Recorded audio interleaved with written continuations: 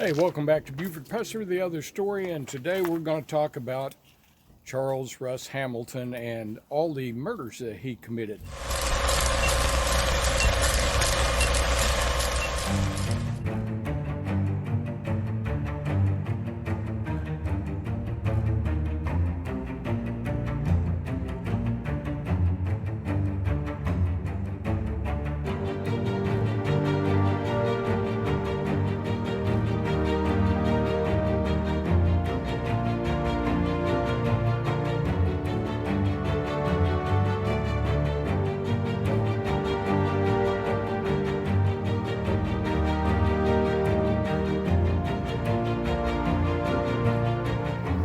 Hey, welcome back to BUFORD PUSSER, the other story, and today we're going to talk about Charles Russ Hamilton and all the murders that he committed.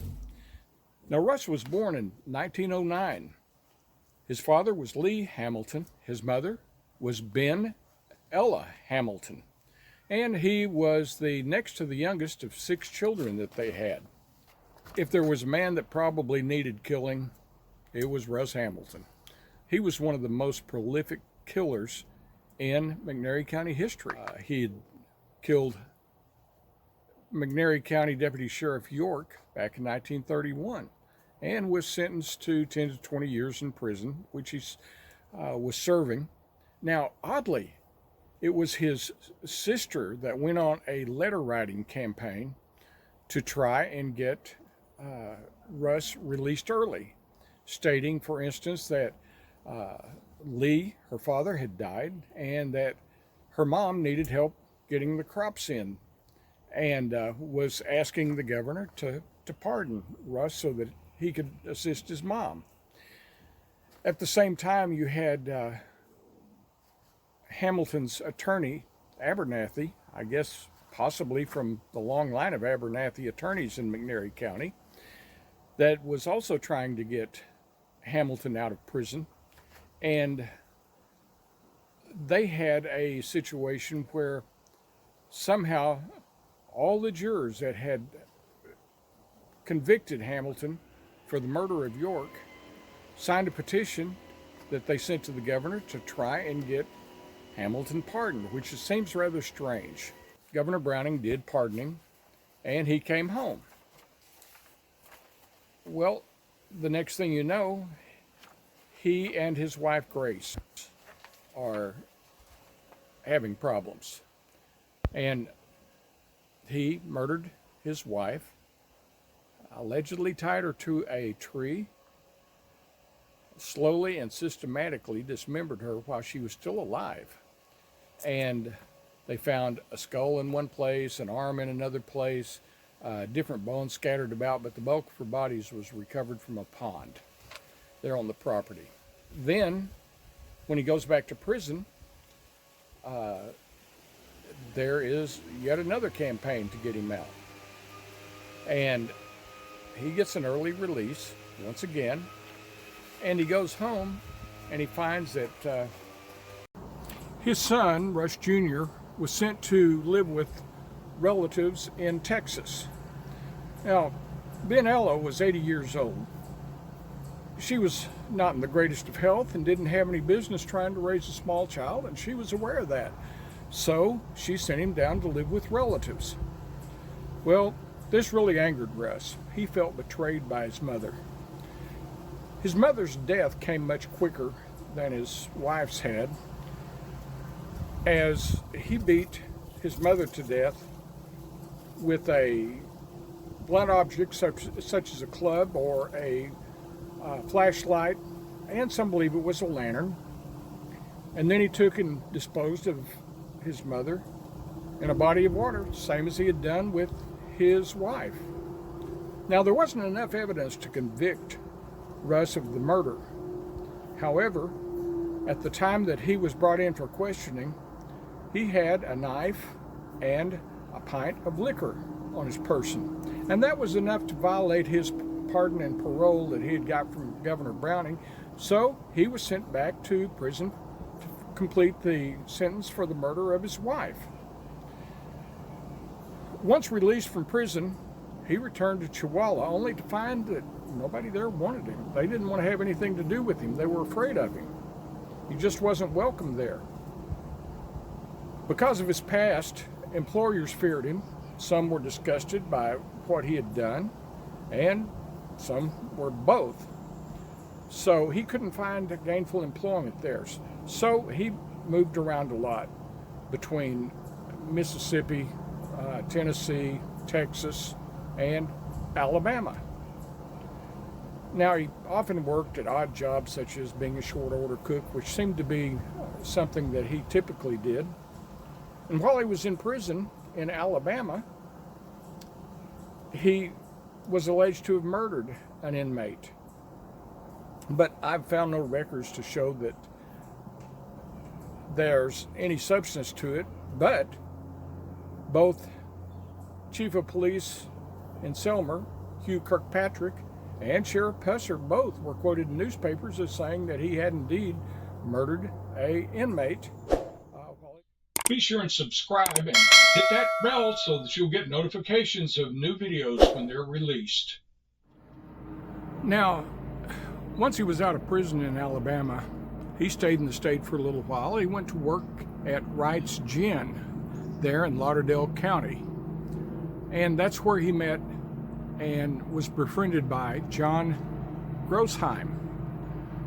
Now, one day, Hamilton and 3 of his other friends were out in the woods squirrel hunting, and I don't know what the context of the argument was, but they had a disagreement, and the 3 other men ended up just giving Hamilton a pretty good beating.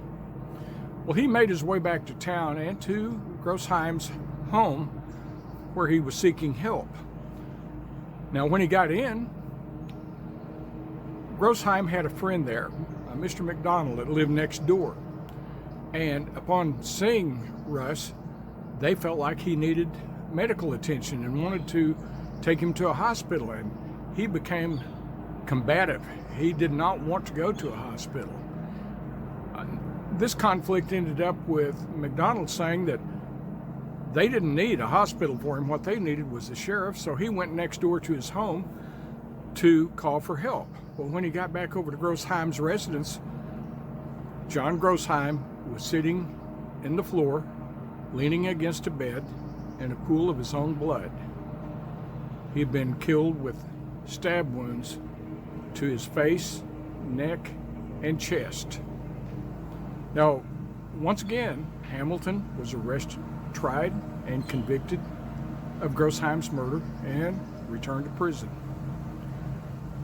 Now, once he was out, for whatever reason, he returned to McNairy County, went to Selmer, obtained a job at the county highway department, and for a while he was employed at a local car dealership there.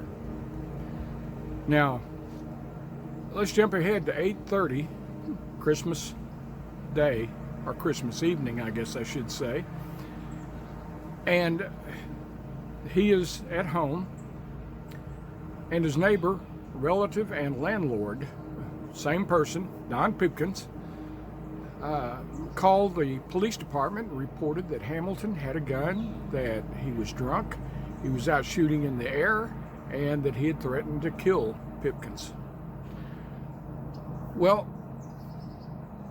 Pipkins' story is that the police department there in Selmer refused to respond to the call because they were afraid of him, knowing his record as a killer. Have no idea if that's true or not, because Chief Kirkpatrick said that he had had run-ins with Hamilton on several occasions, and he wasn't afraid of him. You know, he said that there were times that he felt like, you know, he probably needed to kill him. Well, at any rate, that was the claim. Pipkins, not able to get the Selmer Police Department to respond, said he called Buford at the sheriff's office, and Buford was there. It's 8:30, Christmas night. For whatever reason, he was at the office. Now, the stories go that he was speaking with his girlfriend, Lady A, on the telephone when Pipkins called, actually several times. And it's told that Buford became frustrated that he responded to the call. When he got to Pipkin's house at 559 Peach Street there in Selmer, he went up to the door, knocked, and he heard a voice say, "Come in." Well, Buford entered and found Hamilton to be sitting there on a sofa, and he produced a .25 caliber semi-automatic handgun and started firing several shots at Buford. One hit the door facing, another hit the handle of his personal firearm, another struck him in the abdomen, and Buford claimed that left a wound about the size of a walnut. Now, Buford said that he dropped to one knee, pulled his gun, fired a shot which struck Hamilton almost squarely between the eyes. Hamilton would never kill again. Now, oddly, Buford got in his car.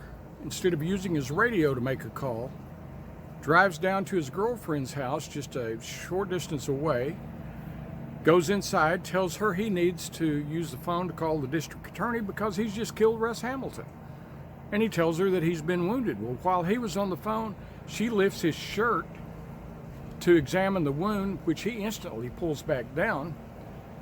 And she would tell friends and acquaintances that she didn't see a wound the size of a walnut, as Buford claimed, but rather just a red mark on his side. Once again, as with all the shootings that Buford was involved in, there were no witnesses. So now you know the other story. What do you think about this story? Do you think it's as we've been told by Buford or by others?